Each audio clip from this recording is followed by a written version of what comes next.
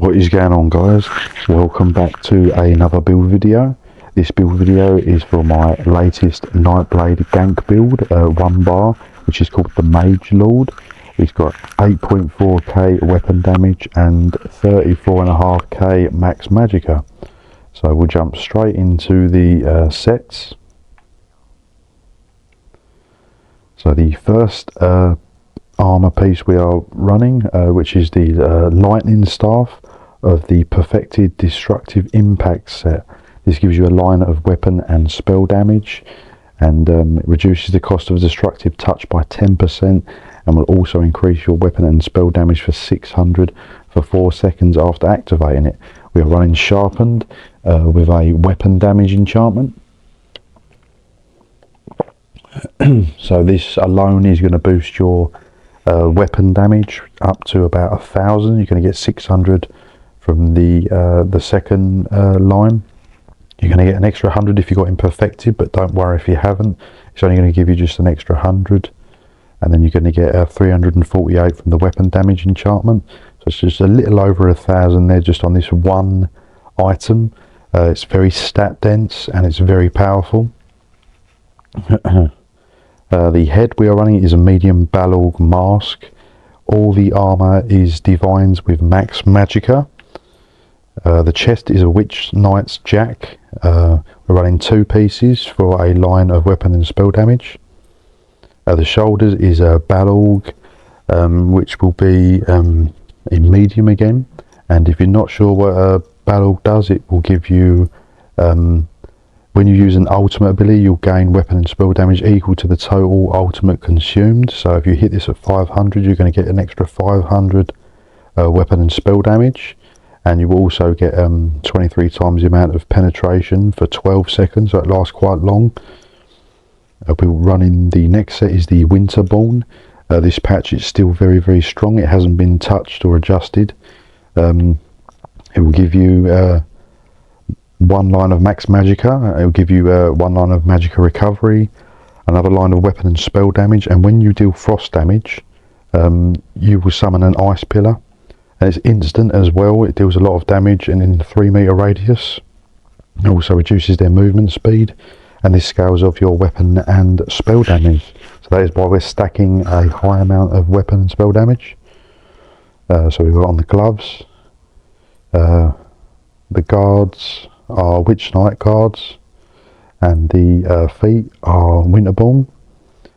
So sorry, I did say all medium. It's not. That's not correct. It's all divines and max magicka, but you want to be running. So we've got 3 medium there, 4 medium, and 2 and 3 lights. So 4 medium and 3 light, because Winterborn is a light set. The necklace is Winterborn pendant, which is all the jewellery is infused with weapon and spell damage enchantment. The ring is Winterborn, and of course we've got the Oakensole ring, and this just gives you a ton of buffs. Very good for 1 bar builds.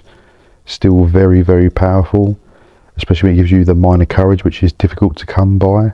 You can get on an AoE skill on the Nightblade though, but it just gives you a ton of buffs, so it's very, very strong. So this all in combination will give you a ton of penetration and weapon and spell damage. So look at the stat sheet. We've got all 64 points into max magicka, so you can see the max magicka is very, very high, so you've got a nice big stat pool there. This is just the base stats before everything fully procs. The critical damage is at 36%, which is quite nice. So at the 50% base, so you're at nearly 90% crit damage, so the crit damage is still pretty good. Of course we're running the Vampire stage 3 for the Undeath passive, and also the Strike from Shadows passive to increase your weapon and spell damage. And we are running the Lover Mundus for extra penetration. We're running Bewitched Sugar Skulls for max stats. Again, the recoveries are not that great, but it is a gank, so you shouldn't need massive recoveries. If you pop a potion, you're just a little over 1100 on the magicka recovery. But if you want to have a bit more sustain, you can switch to the the smoked bear haunch. I'll just quickly show you, which is the best in slot for like recovery food. So you can easily put that on. You're going to lose obviously your max magicka a little bit, but you're going to gain a ton of stamina and magicka recovery. So I would recommend this in battlegrounds, but in sort of open world you can sort of have slower ganks and more time to prepare. So run Bewitched Sugar Skulls. So if we just go into the skills, so we're running Merciless Resolve, which hits super hard. Also stacks up, you want 5 stacks, so you're going to get an extra 60 weapon and spell damage per stack, so you're going to get 300 weapon damage from this. And it also hits super hard as well, as like a finisher. Got Healthy Offering, which heals you. It's very, very strong with the max magicka, so that's a very strong burst heal. Even if you're at low health, that's going to like pretty much put you back to full health. We are running Crushing Shock, and this is where the frost damage comes from. So that this will instantly proc the Winter Bomb. We're running Shock Clench, which is the Destructive Touch morph, and this goes hand in hand with the Master's Lightning Staff. So you're going to get cheaper, and activating that is going to give you the 600 weapon and spell damage, and it does hit very hard from stealth as well. It's also going to apply the concussion stats effect. We're running Shadowy Disguise, of course, for your cloak, so you can hit from these shadows. We're also running Flawless Dawnbreaker. There is the other morph does hit harder, but this one again, once you activate, it's going to give you another 300 weapon damage. So you're going to get 300 from that. You're getting 300 from Merciless Resolve.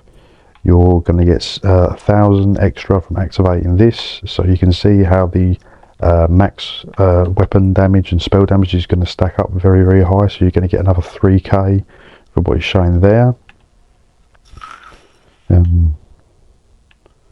going to the champion points. So we've got Fight and Finesse, Master at Arms, Deadly Aim and Backstabber for critical damage. I'm running a Celerity for movement speed, Bastion just to cut through people with damage shields, of course, because there's a lot of sorcerers this patch and stuff, so you want to be hitting people. There's a lot of damage shields running around, so make sure you have Bastion on. I'd probably put this on every build, to be honest, because you're going to come across a lot of sorcerers and arcanists. But you can play around with these a little bit if you want a bit more armor or recovery. I've got Sustained by Suffering here and Boundless Vitality. The green is up to you, but I would recommend Liquid Efficiency just to try and reduce the potions usage, and Rationer to make your smoked bear haunch last longer. It's very expensive food. And just obviously your movement buff ones, Gifted Rider and Steed's Blessing. So if we just show you what it looks like. Have we got all the stacks? Yes, we have.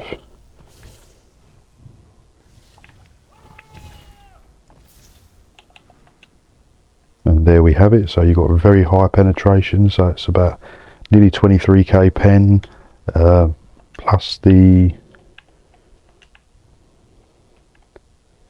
3k from the penetrating magic passive, so that's another 3k there. And then also the Master Assassin, I think it is, flanking enemy, so you're nearly at 29k penetration with 8.5k weapon damage. Obviously this can go high with continuous attack and other buffs, etc., so you could probably push to nearly 9k. So it's very, very strong. So yeah, that is the build fully, guys.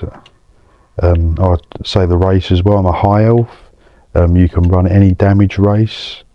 High elf just going to give you more of the weapon and spell damage. You can run Orc, Khajiit for more crit damage, so race doesn't really matter too much as long as it's a damage race. So yeah, and we'll just show you the rotation quickly. Obviously it's not much of a rotation because it's just a gank, but I'll just show you what to do. So before you engage in a gank, just make sure you have all your stacks. So you can see on the X, my Merciless Resolve has got the 5 stacks. That stays there until you use it or you die or change instance, so just keep that ready. And you just want to be in stealth, and you just want to come in with a Dawny, hit them with the frost clench, and then just press your false pulse, crushing shock, just to finish them off. So it's just 3 buttons, nice and easy attack. So it does a lot of damage as well, all in a small window. So we're going to just do it again. So Dawnbreaker, shock clench, and then false pulse. So you're going to do a ton of damage. If they're still alive, you can just chuck in your spec bow just to finish them off, but normally that should be enough. So obviously hitting this, as I said, is going to give you the 300 weapon damage. It's going to hit them, probably put them to about half health. Hit it with a shock clench. This does hit hard as well. It's not just to boost your weapon and spell damage. This is going to hit quite hard, and obviously when everything is fully procced, you know, you're going to have them high stats. You can just spam that a couple of times, and that is going to just hit super hard, and really it's going to kill a lot of players very fast if it's done quickly and effectively. So ultimate, shock clench, then crushing shock, and obviously merciless resolve, spec bow if they are still going. And obviously if it doesn't go to plan, then obviously you can just cloak away. Like I said, the heals are nice and strong as well, so that's pretty good there. But yeah, I've had a lot of fun with this build. It's very, very powerful. You don't even have to wait for the 500 ultimate to get the full potential. Obviously the more ultimate you have with the Balor, the stronger it's going to hit, but you don't have to wait. You can just wait until see, it's only costs 135 ultimate, so at 135 ult you can start throwing this. Like I said, it's still going to hit very hard. You just won't get the full potential. But as you can see, the Winterborn, it's just an instant proc, very, very nasty. One of the best sets in the game.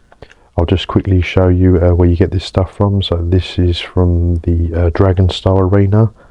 Like I said, you can run this on normal. You don't need the perfected. It's only giving you an extra 100, so don't worry too much about the perfected. It really isn't adding a lot. But obviously if you've got the perfected, use it. And it's the lightning staff you want. As the lightning staff increases your damage done with direct damage and channeled effects. So all your attacks are direct damage, so that's going to be boosted there, which is lovely. So Dragon Star Arena for that. Obviously the Balorg mask is from the March of Sacrifices dungeon. It's a bit of a tricky veteran dungeon, but sometimes the Balorg can come up in the Golden Vendor.